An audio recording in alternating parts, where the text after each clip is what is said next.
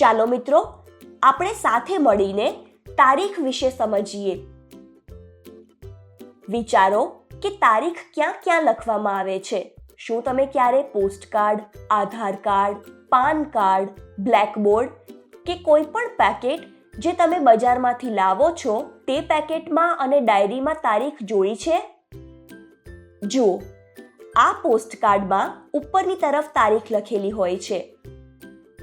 તે પ્રમાણે આધાર કાર્ડમાં પણ તમારી જન્મ તારીખ લખેલી હોય છે. પાન કાર્ડમાં પણ એક તારીખ લખેલી હોય છે અને બ્લેકબોર્ડમાં પણ ઉપરની તરફ આપણે તારીખ લખીએ છીએ. કોઈ પણ પેકેટની ઉપર તેની બનાવટ અને ક્યાં સુધી તે વાપરી શકાય તે તારીખ લખેલી હોય છે અને ડાયરીમાં ઉપરની બાજુએ આપણે તારીખ લખીએ છીએ અથવા તેમાં પહેલેથી જ તારીખ લખેલી આવે છે. શું તેના સિવાય તમે બીજી કોઈ જગ્યાએ તારીખ જોઈ છે? જરૂરથી વિચારજો. હવે કહો કે આમાં તારીખ કઈ હશે?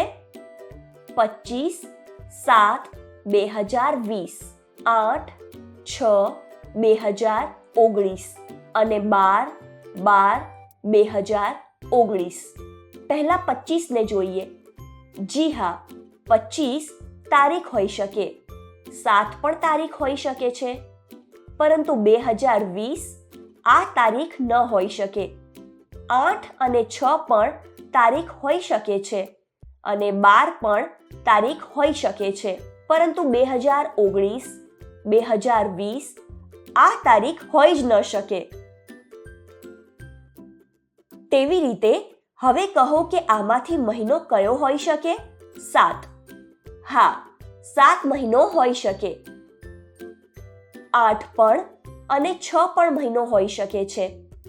12 પણ મહિનો હોઈ શકે છે,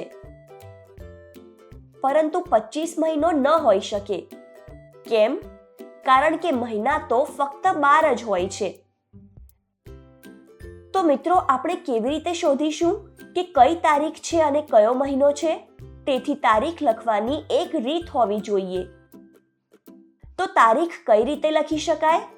ચાલો સમજીએ. જેમ કે આપણે અહીં લખી છે 5/10/2019. તો અહીં 5 તારીખ છે, 10 એ મહિનો છે અને 2019 આ વર્ષ છે. એટલે કે સૌથી પહેલા તારીખ, પછી મહિનો અને પછી વર્ષ. હવે તમે આ તારીખને જુઓ. આપણે કહી શકીએ કે 7 તારીખ છે અને 7મો મહિનો એટલે કે જુલાઈ મહિનો છે અને વર્ષ 2019 ચાલી રહ્યું છે. તો આ પણ તારીખ લખવાની એક રીત હોઈ શકે.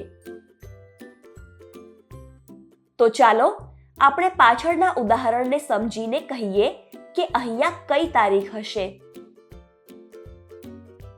અહીં 5 તારીખના સ્થાનમાં છે અને મહિનાના સ્થાનમાં પણ 5 એટલે કે મે મહિનો, માટે આ થશે 5 મે 2020. હવે આગળ જોઈએ. અહીંયા બંને બાજુ તારીખ લખેલી છે. ચાલો તેને જોડીને જોઈએ. અહીંયા 8/8/2020 છે. તો શું અહીં 5 ઓગસ્ટ 2020 લખેલ છે? ના. તો શું આ 8 ઓગસ્ટ 2020 છે? 8 તારીખ, 8મો મહિનો એટલે કે ઓગસ્ટ મહિનો 2020. એકદમ સાચું. એટલે કે આ જોડીને આપણે આની સાથે જોડીશું. હવે બીજો સવાલ જોઈએ. અહીંયા છે 8/5/2020.